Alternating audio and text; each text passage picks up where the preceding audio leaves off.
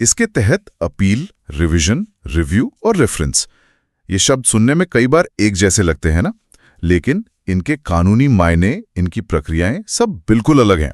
हाँ, तो आज हमारे पास जो जानकारी है उसमें इन चारों के बीच के जो मुख्य अंतर हैं वो काफी साफ तौर पर बताए गए हैं।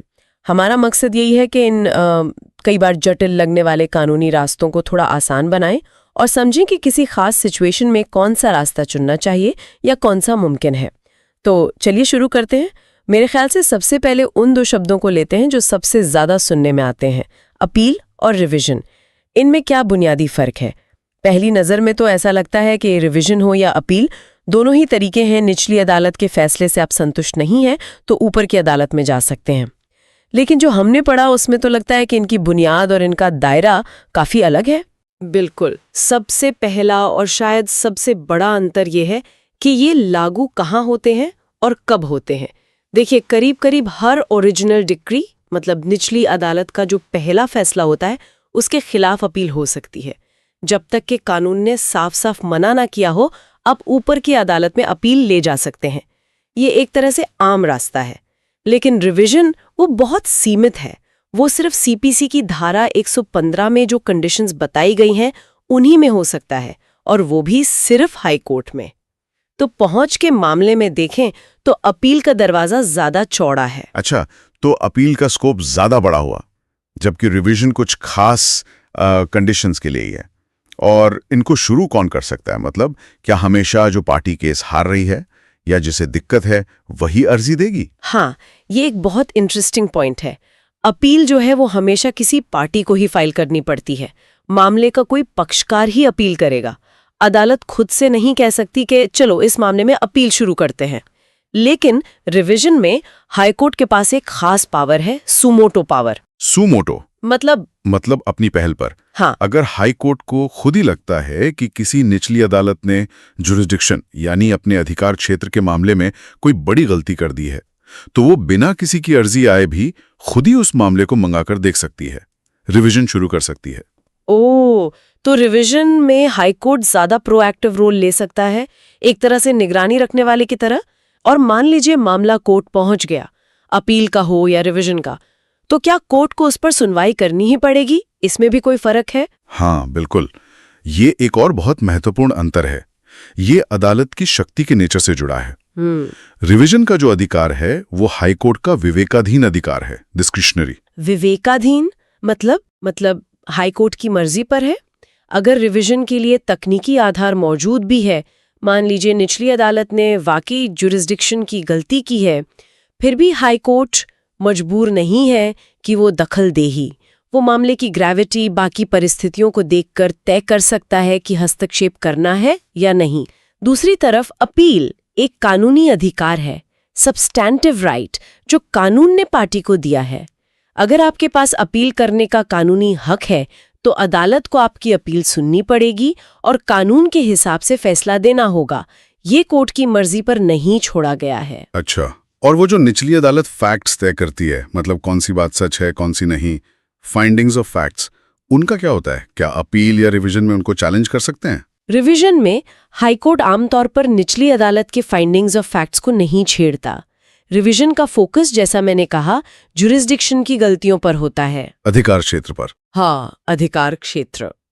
क्या निचली अदालत को उस केस को सुनने का हक था? क्या उसने अपने अधिकार का गलत इस्तेमाल किया?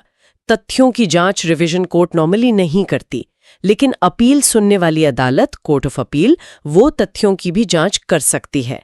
वो निचली अदालत के फैक्चुअल फाइंडिंग्स को बदल सकती है अगर उसे लगता है कि वो गलत हैं। अपील में आप कानून और तथ्य दोनों पर बहस कर सकते हैं। तो मैं इसको ऐसे समझूं कि अपील में आप कह रहे हैं कि निचली अदालत का फैसला ही गलत है मेरिट पर, जबकि रिवीजन में आप मूल रूप से ये कह रहे हैं कि निचली अदालत को वो फैसला देने का अधिकार ही नहीं था या अधिकार का इस्तेमाल गलत तरीके से किया। हाँ, ये समझने का एक अच्छा तरीका है, बिल्कुल। और एक प्रोसीजरल फर्क भी है, छोटा सा लेकिन महत्वपूर्ण।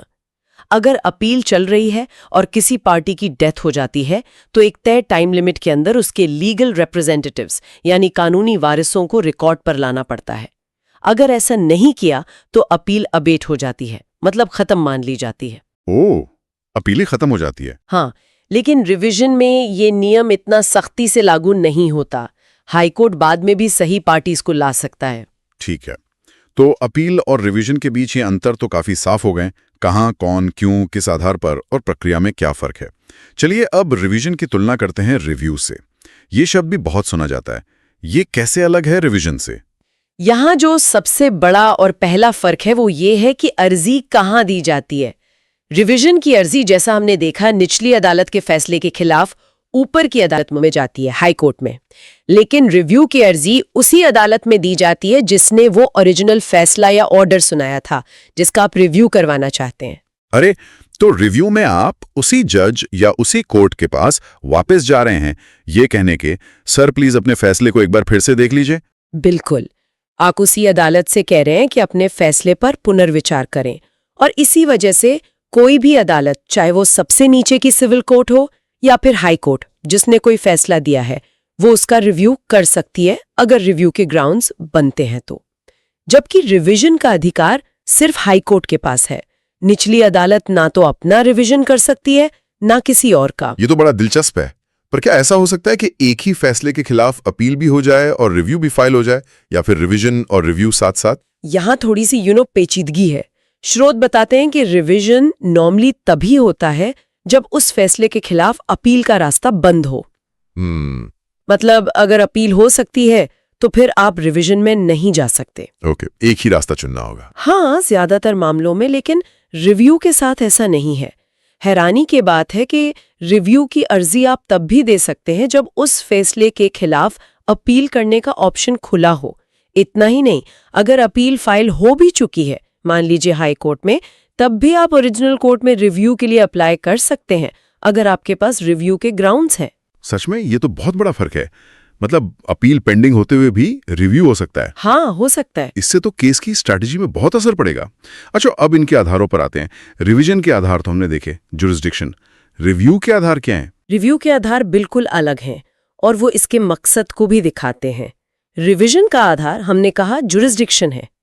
क्या निचली अदालत ने बिना अधिकार के काम किया, या अधिकार होते हुए इस्तेमाल नहीं किया, या गलत तरीके से इस्तेमाल किया। रिव्यू के आधार बहुत स्पेसिफिक और सीमित हैं। मुख्य रूप से 3 हैं। पहला, कोई नया और महत्वपूर्ण सबूत मिल जाए जो पहले, मतलब ड्यू डिलिजेंस के बावजूद, आपकी जानकारी में नहीं था या आप पेश नहीं कर पाए थे। अच्छा, नया सबूत। दूसरा, रिकॉर्ड पर कोई मिस्टेक और error apparent on the face of the record हो। मतलब फैसले में कोई ऐसी गलती हो जो बिल्कुल साफ साफ दिख रही हो। जैसे कोई कैलकुलेशन मिस्टेक। हाँ, जैसे कोई कैलकुलेशन मिस्टेक या कोई सेटल्ड कानूनी सिद्धांत है जिसे एकदम नजरअंदाज कर दिया गया हो। ऐसी गलती जिसके लिए लंबी चौड़ी बहस की जरूरत ना हो, वो दिखते ही पता चल जाए। और तीसरा आधार है कोई अन्य पर्याप्त कारण, एनी अदर सफिशिएंट रीजन, जो कि आमतौर पर पहले 2 कारणों जैसा ही गंभीर होना चाहिए। तो अगर मैं सही समझा, रिव्यू फैसले के अंदर की किसी साफ गलती या किसी नई जानकारी के बारे में है, जबकि रिवीजन फैसला देने वाली अदालत के अधिकार या उसके इस्तेमाल के तरीके के बारे में है। हाँ, बिल्कुल सही। ये एक बहुत अच्छा तरीका है इसे समझने का। रिव्यू में आप फैसले के कंटेंट को ठीक करवाना चाह रहे हैं।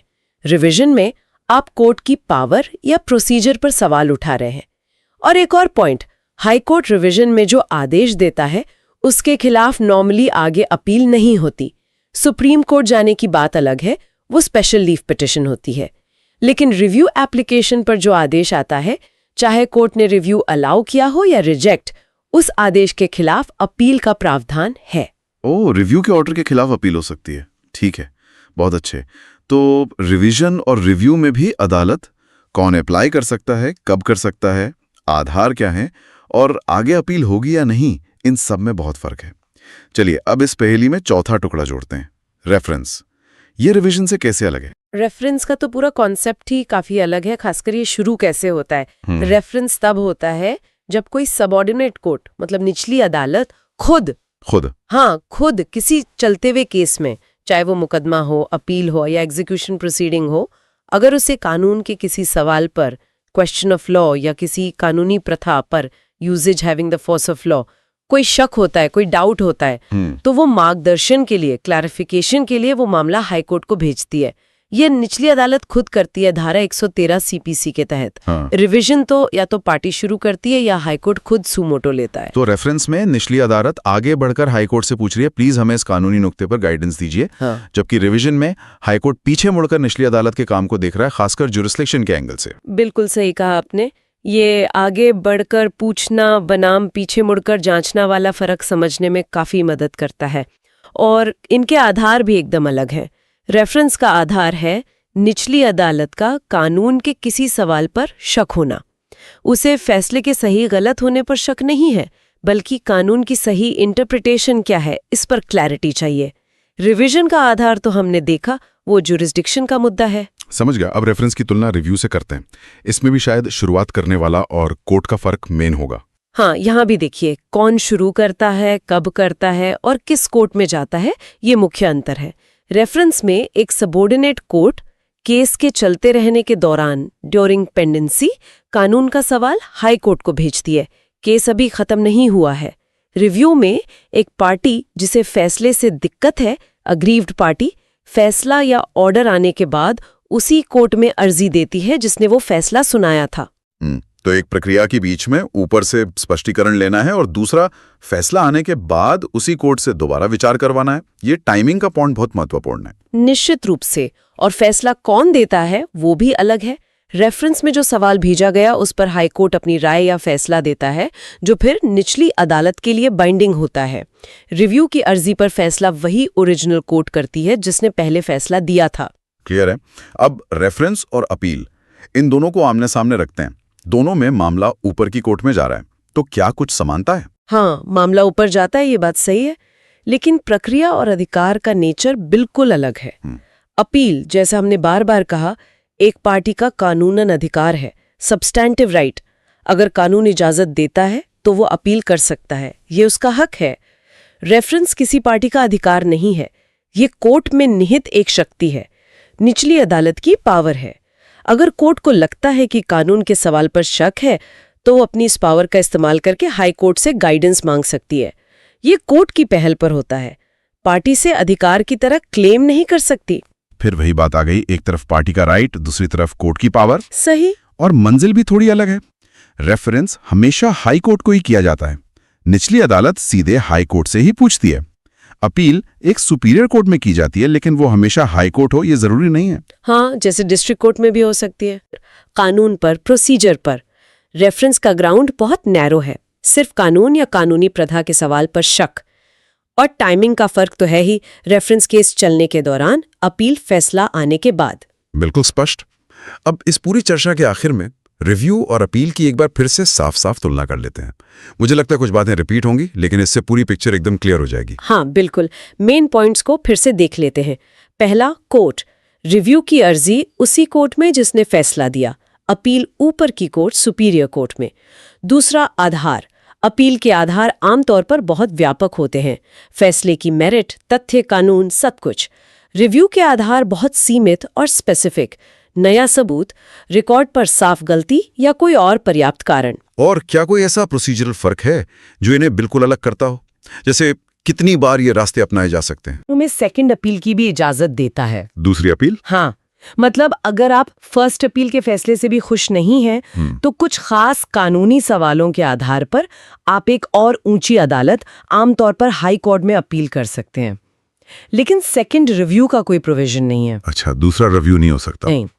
एक बार किसी फैसले पर रिव्यू की अर्जी दी गई और उस पर कोर्ट ने ऑर्डर पास कर दिया, चाहे रिव्यू अलाउ किया हो या रिजेक्ट, तो उसी फैसले के लिए उसी कोर्ट में दोबारा रिव्यू की अर्जी नहीं दे सकते। रिव्यू का रास्ता वहीं बंद हो जाता है। तो आज की इस पूरी बातचीत का, इस गहरी पड़ताल का निचोड़ क्या निकलता है? अब ये तो बिल्कुल साफ है कि रिवीजन, अपील, रिव्यू और रेफरेंस ये सिर्फ अलग अलग शब्द नहीं है। ये सिविल जस्टिस सिस्टम में 4 बिल्कुल अलग अलग रास्ते हैं। हर रास्ते के अपने नियम हैं, अपनी शर्तें हैं, अपना मकसद है। कौन इन्हें शुरू कर सकता है, कौन सी कोर्ट सुनेगी, किन ग्राउंड्स पर सुनेगी और कोर्ट के पास क्या पावर्स होंगी, ये सब हर प्रोसीजर के लिए अलग तरह से डिफाइन किया गया है। और इन बारीकियों को समझना सिर्फ एकेडमिक दिलचस्पी की बात नहीं है, ये सिविल लिटिगेशन में प्रैक्टिकली बहुत ज़रूरी है। ये सीधे सीधे आपकी स्ट्रैटेजी को, टाइम लिमिट्स को और केस के आउटकम को प्रभावित करता है। किसी सिचुएशन में ये तय करना कि भाई अपील में जाना है या रिव्यू का ग्राउंड बनता है या रिवीजन का चांस है या फिर ये रेफरेंस का मामला है, ये सब उन अंतरों की गहरी समझ पर ही निर्भर करता है जिनकी हमने आज चर्चा की है। मिक्स हो जाते थे। वास्तव में, और ये दिखाता है कि हमारी कानूनी प्रणाली ने फेयरनेस लाने के लिए, गलतियों को सुधारने के लिए और कानून को स्पष्ट करने के लिए कितने अलग-अलग मैकेनिज्म बनाए हैं, कितने सेफ्टी वॉल्स रखे हैं। हर मैकेनिज्म का अपना एक खास काम है और वो अपने दायरे में रहकर ही जस्टिस डिलीवरी में मदद करता है। और जाते जाते शायद एक सवाल सोचने के लिए छोड़ जाते हैं हम सबके लिए। इन सभी अलग अलग प्रक्रियाओं को देखते हुए, उनके अलग अलग आधारों और दायरों को देखते हुए, क्या ऐसा हो सकता है कि आप कौन सी प्रक्रिया चुनते हैं, अपील, रिव्यू या रिवीजन, ये खुद ही इस बात को तय कर दे कि आप अपने सबूत या अपने तर्क कैसे पेश करेंगे? भले ही मूल तथ्य वही हों, क्या वो मंच ही आपके तर्क के फोकस को बदल देता है? इस पर विचार किया जा सकता है।